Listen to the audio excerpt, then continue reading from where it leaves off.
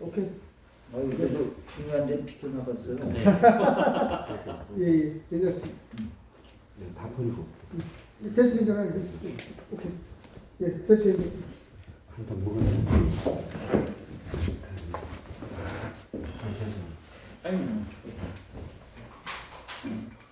이게 사실이 아닌 건 내보내서는 안 되고 발행해서는 안 되고 발행된 것도 뒤늦게 사실이 아닌 걸로 드러날 때에는 정정 보도를 하고 뭐 사과문도 써야 되고 발행된 걸 취소도 해야 되는 경우도 생길 수 있습니다. 기사라는 건 핵심은 사실이어야 된다.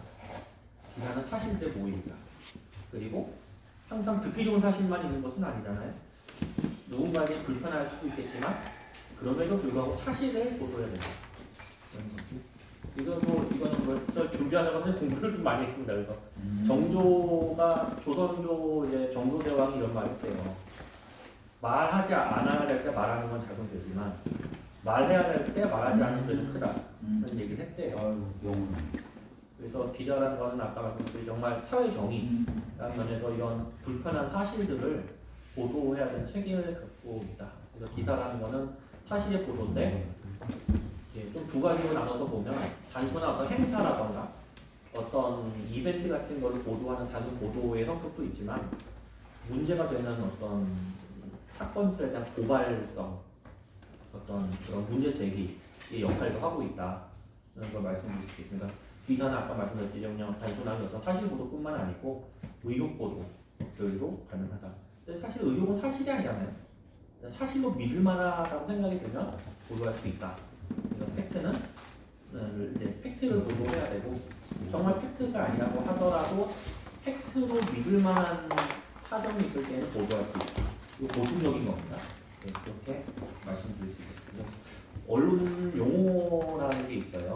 이거는 기자들끼리 쓰는 말인데 일반인들한테 얘기하면은 잘 쓰질 않으니까 저게 뭔 얘기하는가 싶을 수 있는데 오늘 잠깐 말씀드리고 이 내용은 나중에 또 카톡으로 공유 드릴게요. 먼저 야마라는 게 있습니다. 야마가 일본어로 산인데요. 왜 일본어를 쓸까? 사실 우리나라가 일제시대 때 이게 언론 산업이 많이 발전했어요. 야마가 산인데 이걸 뭘 뜻하냐면 어떤 기사의 주제를 말해요. 네, 그러니까 기사의 핵심이 되는 거죠. 그러면 이제 신문사에서는 편집국장들이 물어봅니다. 야 박홍아, 너 그 네가 쓴 기사의 야마가 뭐야? 라는 얘기는 네가 쓴 그 기사의 핵심이 뭐야? 주제가 뭐야라는 거고요. 그럼 예를 들어서 뭐 제가 최근에 하나 썼지만 한문현이 있대. 한국어 문화예술 회관 협의회 뭐 그런 게 있는데 거기서 문제가 하도 많으니까 문체부 감사를 하고 그 감사 보고서가 나온 걸 갖고 제가 기사를 썼거든요. 근데 누군가 물어보겠죠. 박광아 너 그 기사의 야마가 뭐야? 한문현이 하도 더러운 짓을 많이 해갖고 이런 거 고발성 기사를 쓴 겁니다. 딱 한마디로 끝나요. 이 야마와 또 이제 연관인 게 리드라는 게 있습니다. 리드 라인이라고 하는데요. 리드. 네, 리드 라인이라고도 하는 건데 이거는 그 기사의 가장 앞부분에 들어있는 핵심 문장입니다. 야마와 불가분의 관계죠. 한문현이 온갖 비리로 뭐 소란이 뭐 논란이 되고 있다. 그 정도가 이제 리드가 되는 거죠. 좀 더 이제 최근 추세는 그 리드문을 자세하게 쓰는 추세가 됩니다. 그만큼 길어지는 건데요. 딱 그 한 문장만 읽어도 아, 이 기사가 무슨 기사구나 알 수 있는. 더 극단적으로 말하면 그 리드 문장 빼고 다 없애버려도 기사가 될 수 있는 그런 걸 리드 라인, 리드라고 불러요. 그 다음에 이제 신문사를 보통 기자들 공장이라고 불러요. 왜냐면 신문 제조업을 하니까. 그래서 저는 공장 다녀요. 뭐 우리 공장 어디 있어요? 남의 공장인데 신문 뜻이죠? 이렇게 알리고요. 사츠마와리라는 말이 있습니다. 사츠마와리. 사츠마와리. 예, 이거는 이제 그 일본 한자로는 이제 회찰인데요. 회찰. 예, 돌 회자에다가 살펴볼 찰자인데 이거는 이제 기자들이 정해진 출입처를 이제 다니면서 이제 그런 정보들을 취재하는 과정을 사츠마와리. 보통 사회부 기자들 같은 경우에는 뭐 예를 들어서 뭐 부로경찰서, 관악경찰서, 뭐 양천경찰서 이렇게 정해진 구역이 있거든요. 그걸 라인이라 그러는데 그런 걸 돌아다니면서 이제 사건을 취재하는 거 사츠마와리라고 하고요. 또 어떤 취재를 위해서 한 곳에서 계속 뭔가 대기해야 되거나 계속 거기서 밤샘을 해야 되는 경우도 있습니다. 그거를 이제 하리꼬미라고 하죠. 네? 하리꼬미. 하리꼬미. 예, 하리꼬미라고 하고 우리말로는 뻗치기라고 하죠. 뻗치기. 이게 있고요. 또 이제 어디 뭐 식당 같은 데 가면 룸 돼 있으면 룸 안에서 얘기하잖아요. 근데 기자가 거기 들어갈 수는 없으니까 그 룸 문에다 귀를 대고 그 안에서 들어가는 얘기를 이렇게 엿드는 경우도 있는데 이건 벽치기라고 하고요. 벽치기. 벽치기는 여러 가지 의미가 있죠. 네. 그리고 이제 또 뭐야 기자들 중에서 뭐 문화의 피플이 앞으로 이제 더 이제 회사 규모가 증가하면 문체부도 출입해야 되는데 이제 출입 기자들이 여러 명이 생길 수가 있어요. 그러면 이제 그걸 나눠서 1진, 2진, 말진이라고 하는데 1진은 어느 출입처를 이제 출입하는 가장 고참 기자, 가장 상관이 1진이 되는 거고 그 다음에 2진, 뭐 쭉쭉 가서 그냥 말진이 되는 건데 말진은 이제 잔발이라고도 부릅니다. 잔발이. 예. 약간 뭐 출입처를 출입처 그런 나와바이라고도 하고 라인이라고도 부르거든요. 나와바이. 예. 이진은 뭐였어? 이진은? 예? 일진은 고참이 이진은. 예. 그 다음 순서가 이제 2진. 뭐 병장 1진이면 상병이 2진이죠. 말진은 막내. 그렇죠. 그 잔발이라고도 부르고요. 예, 이제 벽치기는 들어봤어요. 왜냐면 그 부산 북구 김영삼 옛날에 그 몇몇 사람들이 연락을 해. 할 때 벽치기 통해서 그 기사를 썼단 말이에요. 우리가 남이가 우리가 남이가 그 벽치기 유명한 그 기자들 들켜요. 네. 그게 세상에 요즘은 벽치기를 해도 저 같은 경우는 이제 뭐야 그 헬기술을 하도 많이 들어가고 군에 있을 때 귀하고 뒤에 저 탐조등도 이게 엄청 밝기가 밝잖아요. 그 헬기 이제 공파우도 너무 크고 그래갖고 눈하고 귀가 이제 좀 맛이 가갖고 전 벽치기를 못하니까 이제 저 같은 기자들 박치기도 있어요. 예 아닙니다. 이제 뭐냐면 녹음기를 초소형 녹음기를 그 안에 밀어넣는 경우도 있습니다. 그럼 변형된 벽치기고요. 화장실 밑에다 놓고도 하는 분들이 있더라고. 근데 그거는 뭐 취재하고 좀 관련이 없을 것 같습니다. 네, 그리고 이제 또 뭐냐면 이제 소위 말해서 이제 이제 쪼찡이라는 말이 있고요. 네? 쪼찡, 개찡이라는 말이 있어요. 도찐 개찐 할 때. 쪼찡. 도찐. 예, 초칭이랑 초칭. 그 다음에 이제 개찡이라는 게 있는데 그 떡을 뭐라고 해요? 떡 일본어로. 모찌. 그래서 이제 초칭 모찌라는 말이 있는데 이게 원래 가게 앞에다 이렇게 등 밝혀놓는 게 있대요. 저도 이제 어원을 찾아봤거든요. 근데 이제 그 초칭 모찌가 그 가게 앞에 놓는 등인데 이른바 이제 앞장서서 누군가를 이제 홍보해주거나 알려주는 역할을 한다는 거를 초칭이라고 하는 모양입니다. 그래서 이거 이렇게 그 초칭하는 기사를 이른바 까는 기사라고 하잖아요. 그래서 초칭이 그런 의미고요. 반대가 이제 개칭입니다. 이제 쉽게 말로 이제 까는 기사, 조지는 기사를 개칭이라고 하죠. 사실 이제 뭐 그 쪼칭 앞에 군자 없고 개칭 앞에 장사 없다 뭐 이런 말이 있거든요. 그래서 빨아주면은 칭찬해주면 좋아하죠. 그 반대로 이제 비난하면 싫어하는 게 사람이기 때문에 그런 말이 있습니다. 그리고 이제 빨대라는 말이 있습니다. 빨대는 취재원을 의미합니다. 그래서 빨대 어디 누구 빨대라는 거 어느 빨대한테도 얘기 들었어. 취재원을 가리키는 말이고요. 취재원. 예. 그리고 이제 아니 신문사에 언론 기사에 따라서는 누가 정해놓고 빨아주는 막 이런 것도 있나 봐요. 그럼요. 이 사람은 조지는 사람, 이 사람은 띄워주는 사람 이게 예. 있나 봐요. 그래서 뭐 굿캅 배드캅 전략도 쓰는 경우도 있고요. 근데 보통은 이제 출입처를 가면 그 일진이 보통 이제 그 까는 역할을 하고 빠는 역할을 하고 말진이 까는 역할을 하죠. 그러면 이제 우리 막내가 정의감이 이제 있어갖고 이해하시죠? 이런 식으로 이제 굿캅 배드캅 역할을 하기도 하고요. 예, 취재원은 빨대라고 한다. 그리고 기사를 썼는데 못 나가는 경우가 많습니다. 왜냐하면 여러 가지 뭐 어른들 사정이 있죠. 그러니까 이거 문제가 있어 기사를 썼는데 그 이제 취재하는 과정에서 취재 대상이 인지를 하잖아요. 편집국장 뭐 쇼부를 보는 거죠. 굳이 이런 거 기사 낼 필요 있나요? 저희가 마침 또 홍보에 다니는 몇천만 원 있는데 이건 저희가 좀 광고로 집행을 하고 싶습니다. 그렇게 하면 이제 편집국장이 그냥 쓰지 마라, 내보내지 마라. 그러면 이제 그렇게 못 나가는 거를 이제 킬 당했다라고 하죠. 네, 게이트 키핑을 통해서 이제 기사가 못 나가 킬 했다라고 얘기하고요. 그 다음에 또 뭐가 있을까요? 저거 있다. 빨대 말씀드렸고 이제 그 풀이라는 게 있어요. 그래서 수영장 같은 느낌이죠. 풀. 스타크래프트는 스프링 풀이라고 하잖아요. 풀이 뭐냐면 어떤 그 선택된 어떤 소규모의 인론을 말하는 건데 예를 들어서 이렇습니다. 대통령실에서 뭔가 이제 발표를 할 때 되게 중요한 내용들이 많을 거잖아요. 그러면 모든 매체가 다 취재하고 싶어 하겠죠. 근데 장소적인 면에서 그게 불가능하니까 몇 명만 뽑는 겁니다. 기자들. 뭐 동아일보 두고 어디일보 두고 어느 방송 두고 대부분 막내급들인데요. 너네 3명이 가서 그거 다 받았어. 그러면 그 3명을 풀을 구성했다고 해요. 3명을 모으는 거를. 그러면 우리가 풀 취재를 하는 거죠. 풀 취재를 하고 그렇게 나오는 기사를 풀 기사라고 그럽니다.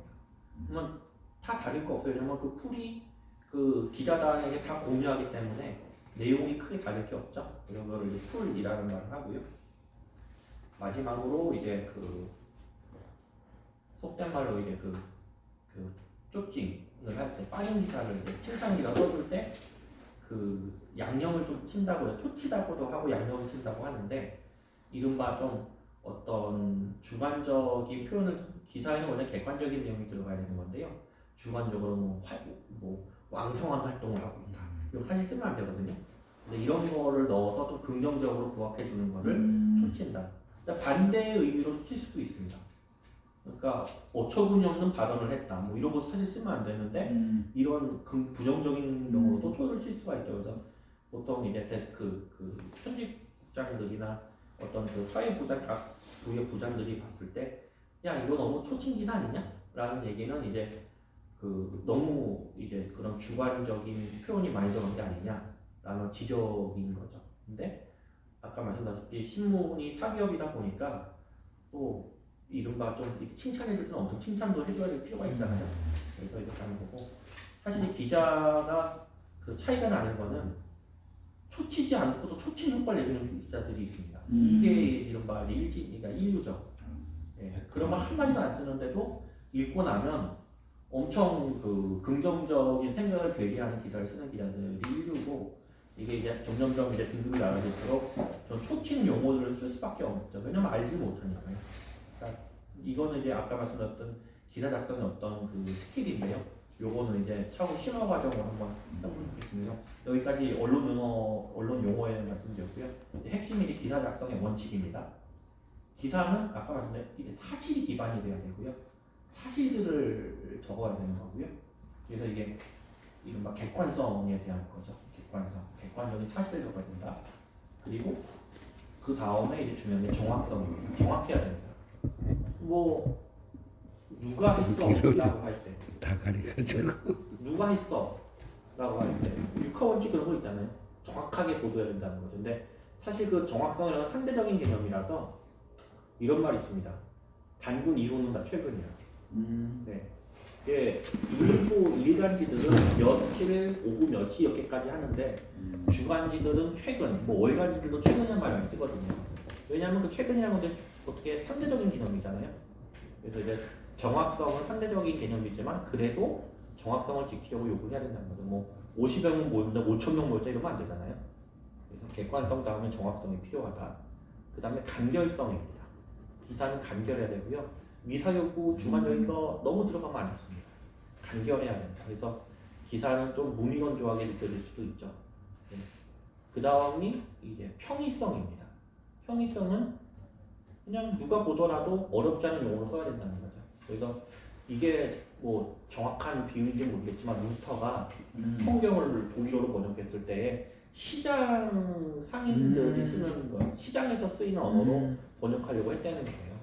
신문이 어떤 어려운 용어를 쓰면 이게 일반 시민들이 읽을 수가 없지 않습니까? 그래서 그 평이성을 확보를 해야 된다.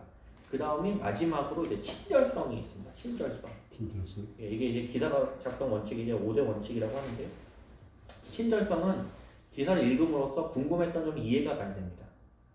이게 뭐랑 또 이게 하나 비유를 들자면 약어들을 많이 써요.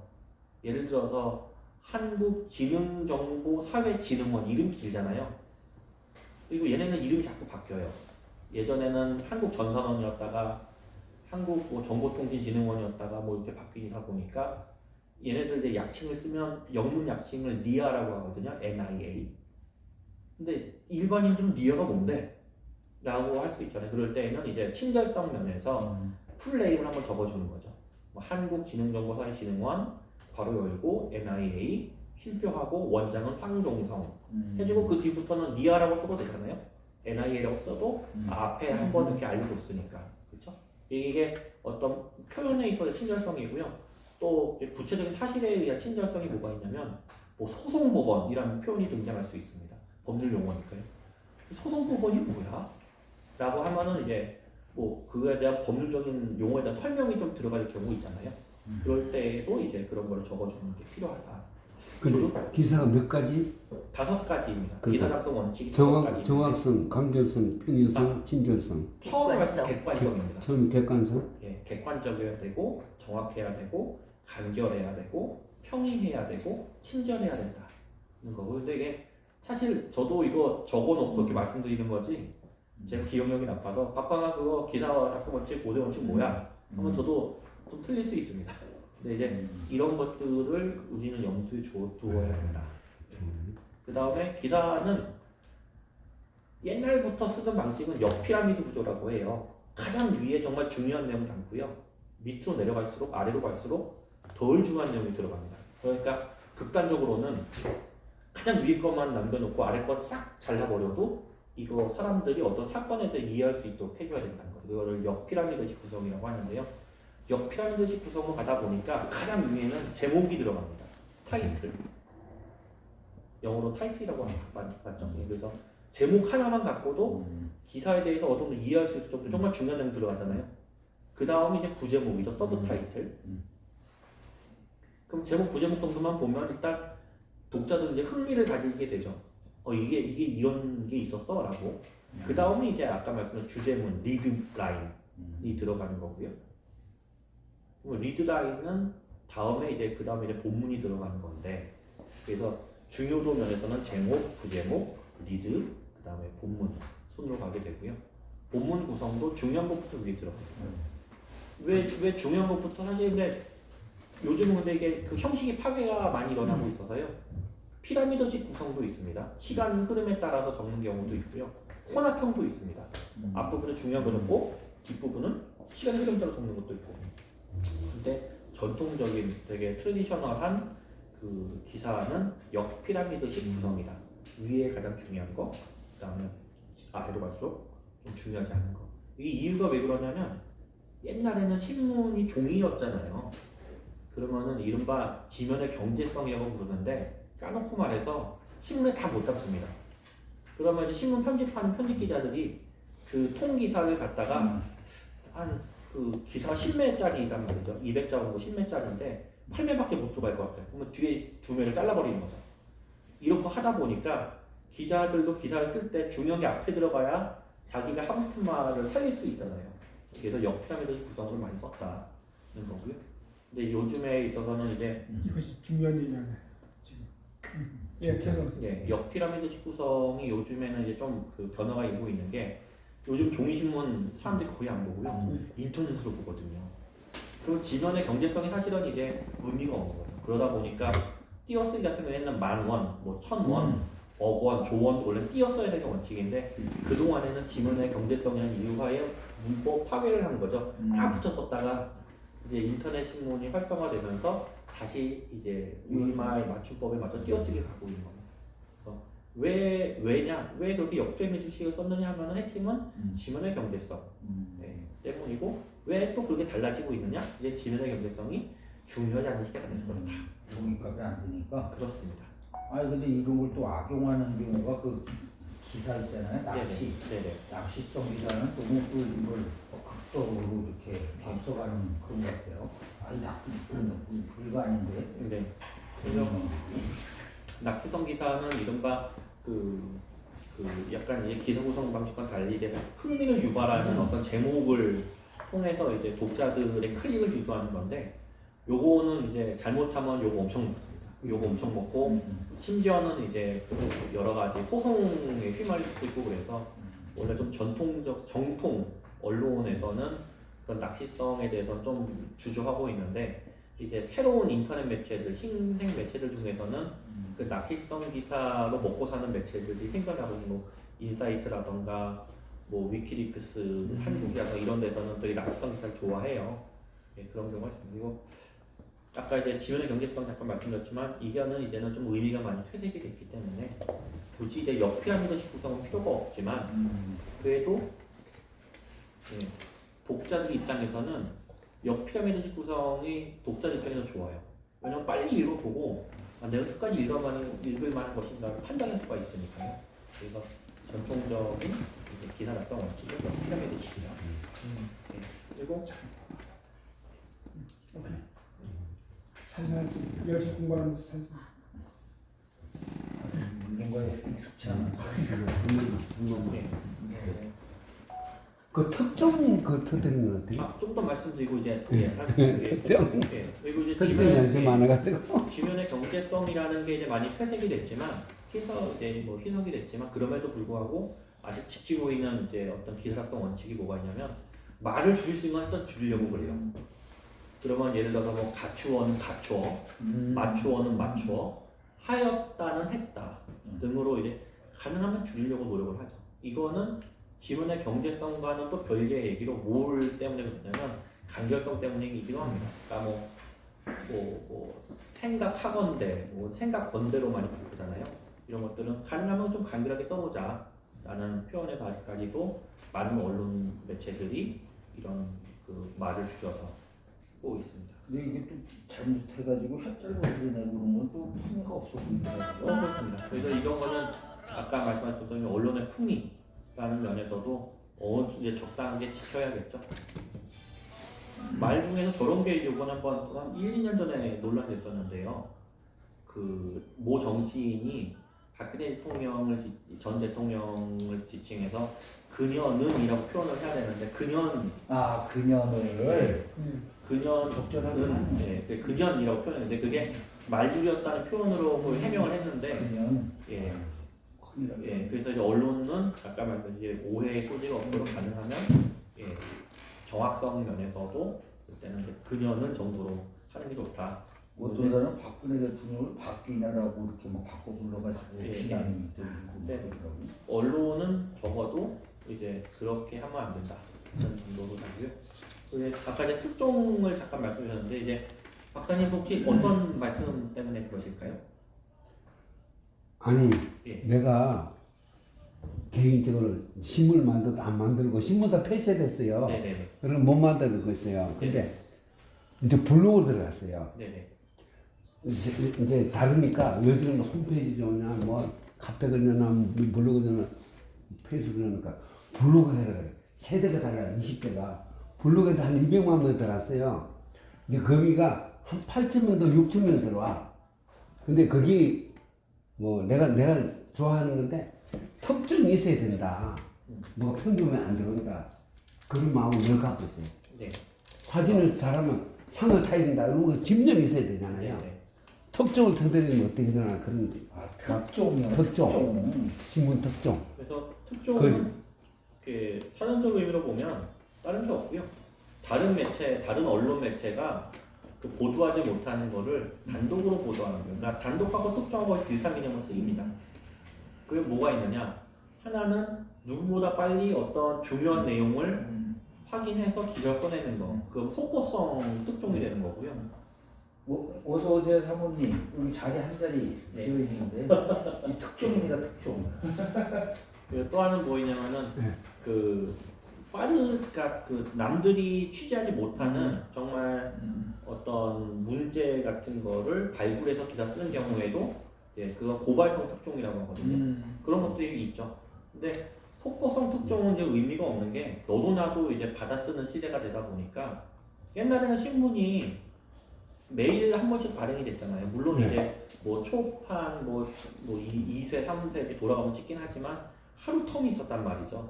그러니까 만약에 조선일보가 단독을 터뜨렸다, 그 다음 날짜에 조선일보에만 그 기사가 담긴다. 사람이 조선일보만 읽잖아요.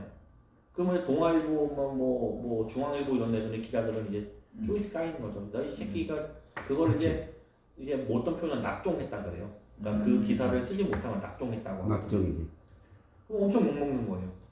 근데 지금 이제 인터넷 신문 사회가 되다 보니까 어디가 특종을 썼어요. 10분 뒤에 딴 데가 받아 써서 또 써버려요. 그러니까 특종 개념이 좀 희미해졌죠. 그럼에도 불구하고 시간차가 어쨌든 있기 때문에 우리가 최초 단독 보도했다는 그 타이틀은 여전히 유효하다는 거고요. 그런 게 이제 어떤 그 언론 매체의 어떤 인지도, 권위를 만들어주는 거죠. 그 고발성 특종이나 속보성 특종 외에 네네. 이게 전속 계약처럼 네네. 마치 약속이나 이런 듯이 흘려주는 것도 있잖아요. 예.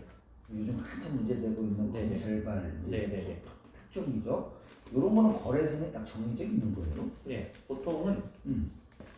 이제 그 법조 기자들을 보면은 이게 또 군이 있습니다. 뭐냐면 그 검찰에서 뿌리는 게 있어요. 보도자료가 있어요.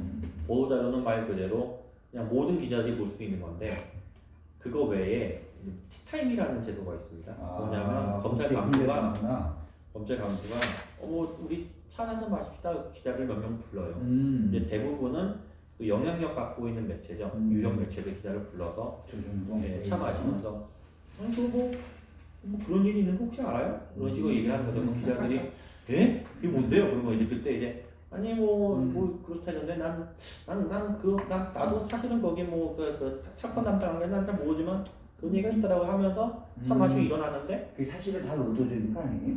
예, 근데 일어났는데 그 부장검사 일어났는데 그거 앞에 자리 종이가 그대로 있는 거예요. 네. 그러면 이제 그러면 이제 뭐 단독 입수한 뭐 자료를 따르는 뭐 그렇게 되는 거죠.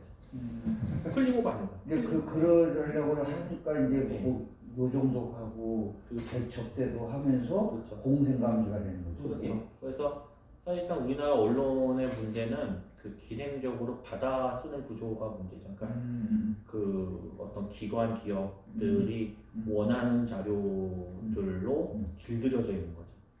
그러니까 야성이 없고 그 떠먹여 주는 거, 그러게요. 사리고 주는 거 그런 거에 이제 입혀 있다 보니까 근데 물론 그것도 나쁘다고 생각하지 않습니다. 왜냐하면 시민들이 궁금해하는 사건이긴 하니까 예를 들어서 뭐 연예인들 마약 관련해서 최근에 얘기 나오잖아요. 이런 거 엄청 조회수 나오거든요. 신문사 입장에서는 그 조회수가 곧 광고 수익이 되는 거니까 그거에 목을 맸어. 근데 그게 이제 문제가 이제 정치 기사 같은 경우 특히 이제 막 재판 이제 우리가 네네. 사법부에 이게 사실 기자들이 진치는 게 아니고 네네. 우리는 검찰의 진을 치는 문화 구조잖아요. 그렇죠. 언론이. 네네. 그렇게 되면 이제 문제가 이건 검찰과 변호인이 피고가 다투는 상황이잖아요. 그렇죠. 그럼 쌍방을 공정하게 보도해주는 게 아니고 그렇죠. 검찰발로만 일방적으로 이렇게 피의 사실을 공표하다 보면 네네. 이게 상대방에 대해서는 쉽게 말하면 묶어놓고 때리는 그런 꼴이 되는 거죠. 근데 외국 같은 경우에는 사법부의 판단을 보도하는 그런 구조인데 우리나라는 이상하게 과거 이제 군부 독재 시대부터 이게 하나의 문화가 돼서 어떻게 보면 형평성 그리고 이제 피의자의 방어권 보장 이런 거에서 굉장히 취약성을 가지고 있고 또 그게 악용된다는 거예요. 네, 맞습니다. 그래서 사실은 이제 어떤 사건을 취재할 때 저도 같은 경우도 이제 검찰발 보도자료로 기사를 쓸 때 그 안타까운 점이 뭐냐면 기자들이 그 이제 어떤 형사 사건 특히 같은 경우에는 접근하기가 쉽지가 않습니다. 이게 특히 요즘은 이제 개인정보 보호 때문에 피의자 핸드폰 번호 이런 것들을 검찰에서 또 제공을 안 해주거든요. 그러니까 그 기자들도 검찰의 어떤 보도자료 발표 내용과 이제 해당하는 그 피의자 또는 피고인들의 어떤 의입장을 듣고 싶어도 그게 참 어렵습니다. 그러다 보니 그런 일이 발생하죠. 그러니까 기자들도 당장 기사 써야 되는데 그 피의자 피고인 얘기를 듣기가 어려운데 계속 그걸 홀드시킬 수가 없으니까 일단 나가고 보자 이런 게 되고 그리고 이제 이런 것도 있죠. 사실상 기자들도 편안한 걸 좋아하다 보니까 쉽죠. 그리고 그러니까 피의자 피고인들이 뭐 해줄 수 있는 것보다 검찰이 해줄 수 있는 게 많죠. 그러니까 기자들 입장에서도 어느 쪽에 시간과 공을 들여야 되느냐 생각해 보면 답이 검찰로 쉽게 나요.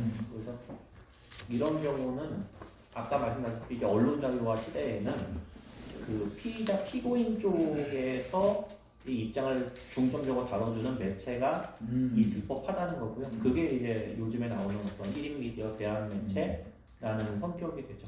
저는 그런 게 좀 활성화됐으면 좋겠습니다. 근데 이 우리나라 크게 이제 언론은 사실은 우리나라 굉장히 왜곡된 면도 많고 네네. 언론이 여론을 형성하고 리더해 나가는 네. 자기들이 임하는 사실 언론과 여론은 다른 거잖아요. 네네. 그런데 이제 문제가 되면 여론을 호도한다는 거죠. 네네. 특히 정치 사건 같은 경우에 있어서는 검언유착이라고 검찰과 언론이 네네. 하나 옛날에 군부 언론과 군부가 하나가 되듯이 지금 이제 군보는 이제 물러났지만 그 검찰이 그 영향을 그 자리를 대신하고 있기 때문에 사회적으로 굉장히 해악이 크고 당하는 사람은 더더욱 그렇지만 그래서 이제 우리 언론은 그 공정성, 객관성 그리고 탈정치화를 해야 되지 않을까. 이제 물론 이제 그 공정성, 객관성은 필요한데 저는 약간 생각이 다른 게 정치적으로 분명하게 색이 있는 매체들이 서로 많이 있어 서로 대립하면 좋겠어요.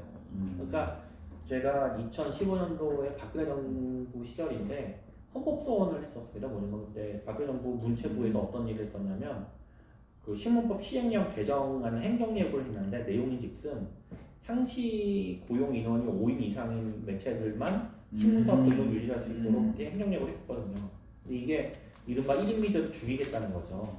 그래서 이거는 언론 산업의 어떤 비용적인 그런 기형화를 부추길 것이다. 헌법소원했고 이제 그 인용이 돼서 이게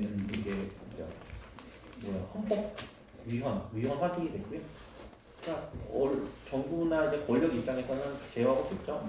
그렇게 되면 안 돼. 지금처럼 이제 언론 자유화 시대에 여러 가지의 어떤 자기 인식을 여부한 사실들이 다양한 색깔로 나오면 그런 일이 많이 줄일 수 있을 겁니다. 저도 뭐 그 점에서 같은 생각인데 네네. 지금 우리나라는 정부 지금 KBS 사태에서도 보시면 아시겠지만 국가 권력에 의한 방송 장악, 언론 장악 이런 것들이 굉장히 폐해가 심하고 아까 말씀하신 그 1인 미디어 같은 것들을 활성화하는 거 그 문제하고 달리 우리나라는 메이저 그 언론사들이 힘이 너무 강하고 근데 그 사람들이 그 언론 매체가 팩트까지 왜곡하는 이런 왜곡 문제와 과장 이런 것들은 굉장히 큰 문제를 낳고 있고 우리는 오피니언 칼럼은 다르죠. 그리고 우리나라는 그것 구별하지 않고 그냥 사실조차 왜곡하는 이런 게 더 크지 않나 좀 보이는 거예요. 여야가 다 지금 손을 못 대는 건데요. 여야가 문제가 손을 못 대는 게 징벌적 손해배상 제도라는 게 있습니다. 미국이나 이제 해외에서는 언론을 대상으로도 고의적인 허위 보도를 했을 때에는 법적 책임을 물어서 뭐 거의 폐가는 수준까지 하더라고요. 우리도 하려다가 그걸 못한 거 아니에요? 도입을 하려다가. 맞습니다. 저희 궁금한 게 하나 있는데 이 언론에 대한 부분들이 그 질문을 하시는 네, 이 Q&A 시간입니다. 흐름이 그랬어. 다행이다. 언론이 보면 가끔은 중요한 사안들 정치적인 문제가 제기될 때 거기에 맞붙는 어떤 뭐 연예나 사회적 어떤 문제를 이렇게 확보를 해가지고 일부러 터뜨리는 경우 맞습니다. 저도 궁금했어요. 그런 경우가 어떤 경우에 그렇게 연결이 돼서 하는 건가요? 아니면 약속이 되어진 건가요? 양상이 다양하죠. 예를 들어서 뭐 연예인들 같은 경우에 어떤 뭐 논란되는 이슈가 하나 있잖아요.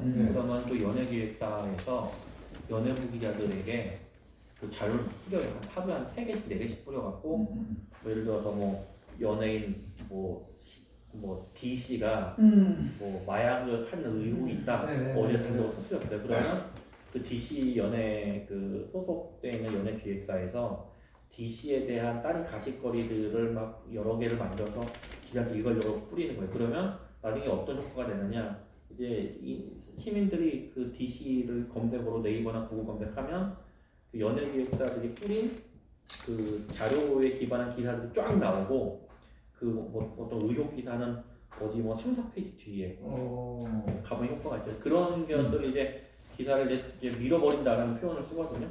밀어버리기들도 많이 하고 뭐 그런 것들이 많죠. 그리고 이제 그 어떤 대상에 대한 밀어버리기도 있는 반면에 맞불 작전도 있습니다. 뭐냐면 옛날 그런 거 있었잖아요.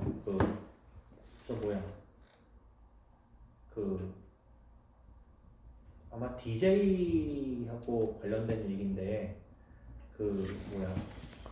DJ요? 예. 그때가 근데 저도 이제 옛날 일이라서요. 근데 맞불 작전이 뭐냐면 뇌물 한번 얘기가 나온 게 있으니까 정치자금 수수가 한창 논란이 됐을 때 김대중 대통령이 당시에 아마 민주당 총재 나 20억 받았어라고 얘기를 한 적이 있어요.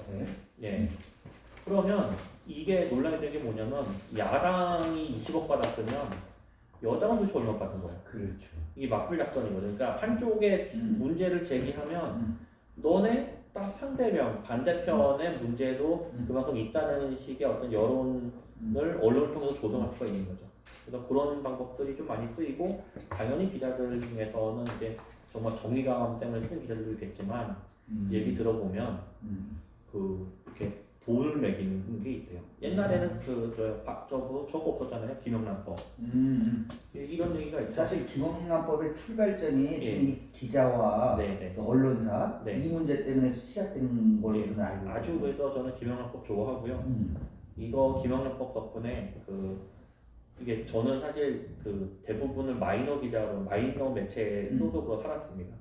그러다 보니까 메이저들은 김영란법 없을 때에는 이런 얘기 있어요. 그 전자신문 이제 삼성전자 출입하는 기자가 삼성전자 3, 4년 출입하면 차를 바꾼다는 얘기가 있어요. 근데 이제 그런 거 없어졌죠. 옛날에는 뭔 일이 있었냐면 뭐 해외 CES 미국 소비자 가전협회에서 여는 되게 글로벌한 큰 행사도 있거든. CES 행사. 그때 삼성전자가 기자들 한 20명을 데리고 가요. LG전자 20명 데리고 가요. 이런 식으로 한단 말이죠. 그러면 왕복 항공권 200, 수백만 원, 그리고 체류 비용 다 기업도 내주는 거죠. 얼마나 좋아요. 그러면 기자들은 그냥 가서 취재도 안 합니다. 다 삼성전자 미래전략실에서 보도를 주죠. LG전자에서도 보도를 주죠. 그럼 갖다 기사 써주고 그냥 보내주고 편집국에다가 편집 기획부에다가 지면 얹어 보내주고 자기들은 거기서 이제 부어라 마셔라 하고 얘기 듣기에 현지에 어떤 이렇게 이쁜 언니들하고의 미팅도 있었다는 얘기도 있고 그런 게 이제 많이 없어졌죠. 그래서 저는 그게 너무 좋습니다. 이제 그 마포를 기사라는 게요. 예. 이제 이제 유명한 얘기 중에 그거잖아요. 예. 이슈를 넣는다. 네. 그거잖아요. 그렇습니다. 그다음에 이제 그거의 이제 대표적인 조금 다르긴 한데 저는 이제 연예인 기사 네. 이게 사실 기획 기사가 상당히 많은 게 네. 이 공통점을 따지고 보면 지금 이제 마약 관련해서 네. 누구죠 그 영화 배우 이선균하고 지드래곤 그거 한번 터뜨려주고 그거 안 먹힌다 싶으니까 지금 터진 게 황이죠. 네. 동영상 네. 형수가 뭐 뿌렸네 말았네 네. 이제 거기에 터졌거든요. 근데 과거에를 보면 검찰이